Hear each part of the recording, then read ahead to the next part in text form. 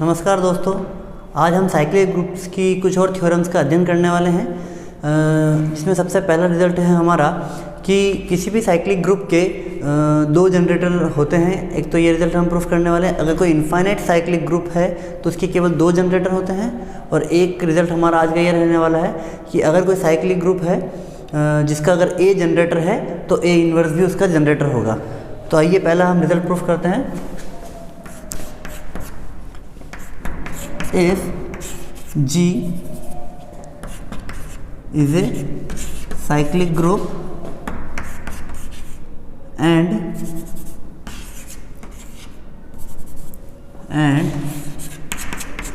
जो A है इसका जनरेटर है,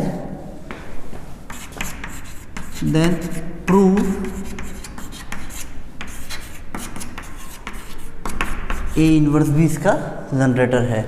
ठीक है, पहला रिजल्ट हम प्रूफ करने वाले हैं कि G कोई साइक्लिक ग्रुप है और A उसका जनरेटर है, तो A इन्वर्स भी उसका जनरेटर होने वाला है। तो बड़ा सिंपल सा प्रूफ है इसका। ठीक है, हम G में कोई भी एक एलिमेंट ले लेते हैं, लेट एनी x, ठीक है, कोई सा भी एक x है जो G का मेंबर है। ठीक है, ओके, हमको पता है G का जनरेटर क्या है, A है, तो x को हम क्या लिख सकते हैं, a की power m for some m belongs to integer। Okay, ये इंटीजर z है, ध्यान रखेंगे, कोई भी m होगा तो उसके लिए पॉसिबल है, कोई दिक्कत ही नहीं है। ओके, इसी x को हम ऐसा भी लिख सकते हैं, क्या इस x को आप ध्यान देंगे तो आप a इन्वर्स की फॉर्म में भी लिख सकते हैं। क्यों, इस तरह से माइनस से माइनस मल्टीप्लाई होकर वहाँ भी पॉजिटिव बन जाएगा। और आपको पता है अगर m z में है तो माइनस m भी किस में होगा, z में। क्यों, 7 इंटीजर है तो -7 भी इंटीजर होगा, तो हमको पता है कोई प्रॉब्लम नहीं इस चीज़ में। तो अकॉर्डिंग टू दिस हमने x को -a की फॉर्म में भी लिख दिया। ठीक है, किसी भी इंटीजर के लिए, तो किसी भी इंटीजर मतलब कोई पर्टिकुलर इंटीजर के लिए, तो हमने देखा कि कोई भी x जो था आर्बिट्री एलिमेंट था, तो इस तरह से हम उसको a में भी लिख सकते हैं, -a में भी लिख सकते हैं। तो हम क्या बोल सकते हैं, अगर a जनरेटर है तो -a भी जनरेटर होगा। यहाँ से आपको क्लियर हो गया। तो हम यहाँ से बोल सकते हैं g को आप -a के फॉर्म में भी लिखा जा सकता है, कोई इश्यू नहीं है। तो पहला ये आपका बड़ा सिंपल सा रिजल्ट था। ठीक है, जो सेकंड रिजल्ट है वो थोड़ा ज़्यादा इंपॉर्टेंट है। सेकंड रिजल्ट आपको ये बोलता है कि कोई इनफाइनाइट साइक्लिक ग्रुप है तब उसके केवल दो जनरेटर होंगे। ओके,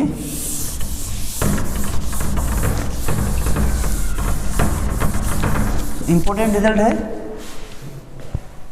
ध्यान देंगे, थ्योरम है, every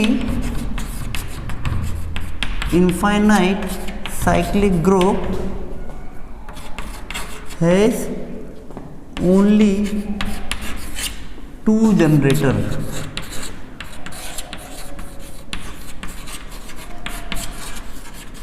ओके, ध्यान रखेंगे कि कोई भी इनफाइनाइट साइक्लिक ग्रुप है उसके केवल दो जनरेटर होते हैं। इसका प्रूफ, ठीक है, अभी पिछला प्रूफ ये हमने देखा है कि अगर A इसका जनरेटर है किसी साइक्लिक ग्रुप का तो A इन्वर्स भी जनरेटर होगा। ठीक है, तो पहली चीज़ तो आपको ये पता पड़ गई, क्या हमको ये पता है तो कि A इसका जनरेटर मान लिया, लेट G जो साइक्लिक ग्रुप है वो A का है, देन वी नो G का एक जनरेटर और क्या होगा, A इन्वर्स। तो हमको ये तो दो जनरेटर तो हमको मिल गए। हम अगर बस इतना सा प्रूफ कर दें कि A और A इन्वर्स बराबर नहीं है। ठीक है, required to prove A is not equal to A inverse, ये हमको प्रूफ करना है पहली चीज़ में। तो ठीक है, ओके, सबसे पहला हम ये लेके चलते हैं, लेट A और A इन्वर्स बराबर है। हमको ये डिस्प्रूव करना है इस चीज़ को।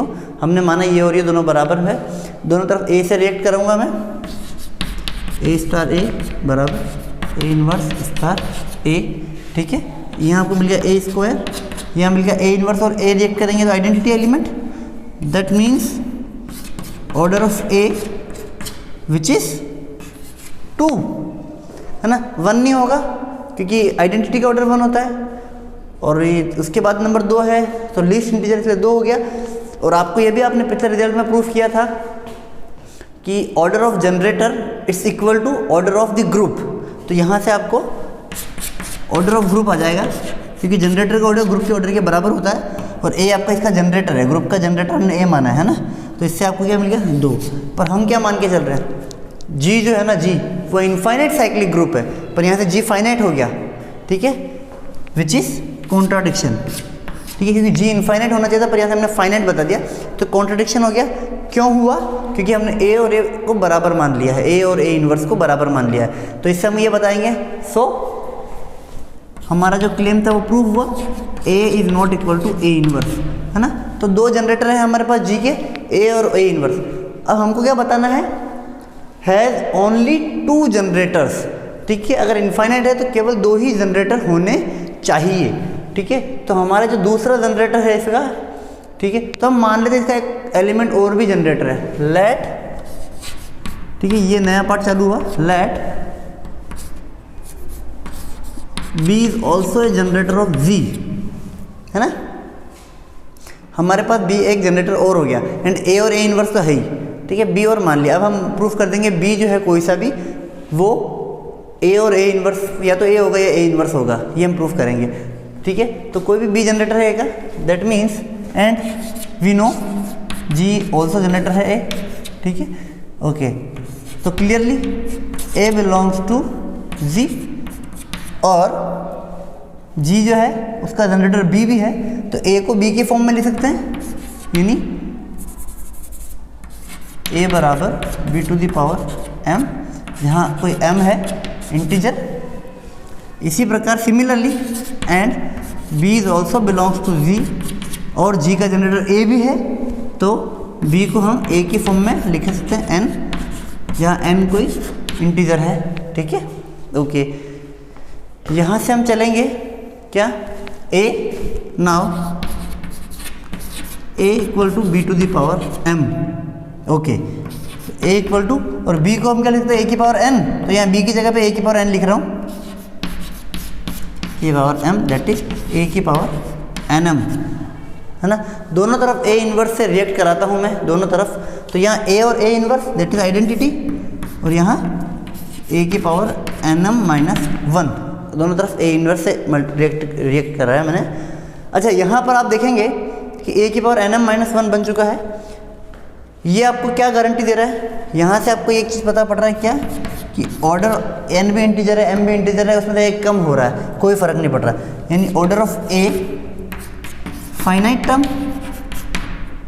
है ना, फाइनाइट बन गया, कि ऑर्डर ऑफ ए एक फाइनाइट है, तो इस कारण से आप क्या बोल पा रहे हो, ऑर्डर ऑफ जी वो भी फाइनाइट होगा, और ए आपका जनरेटर था, ए आपका जनरेटर है, तो दोनों का ऑर्डर बराबर होगा, यानी ये जी को भी फाइनाइट करने की तरफ जा रहा है, जबकि हमारा ये जी क्या है, इनफाइनाइट साइक्लिक ग्रुप है, यानी कि यहाँ पे आपको कॉन्ट्राडिक्शन मिल गया, विरोधाभास हो गया।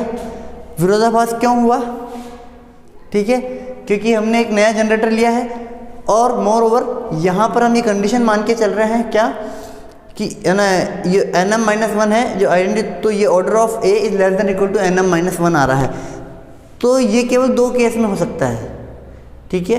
अगर ए की पावर एम बराबर ई है, तो केवल और केवल 2 केस हो सकते हैं, क्या, या तो order of A less than M, यानी मैं इधर लिख रहा हूँ, अगर आप भूल गए हो तो, कि अगर ए की पावर एम बराबर आइडेंटिटी लिखा हो कहीं पे भी, तो 2 ही चीज़ें पॉसिबल है, ये मैं बता चुका हूँ पिछले लेक्चर्स में, order of A less then और इक्वल टू एम, और एम इक्वल टू 0, ठीक है, ये 2 ही केस संभव है। तो आपको पता less than equal to M लेने पर तो फाइनाइट टर्म बनती, जिससे जी भी फाइनाइट हो जाता, जिससे कॉन्ट्राडिक्शन मिल जाता, तो हमारे पास ओनली पॉसिबिलिटी क्या होगी, N M minus 1 equal to 0, ठीक है, यहाँ सो N M minus 1 equal to 0, यानी एम एन बराबर 1, ओके, एम एन बराबर 1 हो चुका है, यानी कि, और m और n इंटीजर है, तो m बराबर भी 1/n आएगा, और n बराबर 1/m आएगा, तो दोनों इंटीजर है, तो परिमेय संख्या तो होगी नहीं, पूर्णांक होना चाहिए, तो ये समीकरण कब पॉसिबल होगी, ओनली केस m बराबर n बराबर 1, या फिर m बराबर n बराबर -1, क्योंकि m और n दोनों -1 मल्टीप्लाई होकर भी 1 बनेंगे, 1 और 1 मल्टीप्लाई होकर भी 1 बनेंगे। तो केवल इसी केस के अंदर ही ये सेटिस्फाई हो रहा है आपका। तो यहाँ से m और n ये तो 1 होगा, तो यानी आपको क्या मिल चुका है, जो आप ये मान के चल रहे हो क्या कि a बराबर b की पावर m और b बराबर a की पावर n, दोनों 1 1 रख दो तो a और b बराबर हो गया। यानी जो b एक आर्बिट्री जनरेटर माना था वो क्या a ही निकल गया। इस केस में जो है b आपका क्या हो चुका है, a या b बराबर a इनवर्स की जब नेगेटिव, जब m बराबर n बराबर -1 रखो, -1 रखोगे या फिर -1 यहाँ रखोगे तो b बराबर a इनवर्स आ जाएगा। यानी कि या तो b a के बराबर है या b a इनवर्स के बराबर है। यानी अल्टीमेटली अगर इनफाइनाइट साइक्लिक ग्रुप है तो हमारे पास केवल 2 जनरेटर होंगे। ओके, तो क्लियर है। मिलते हैं नेक्स्ट लेक्चर में।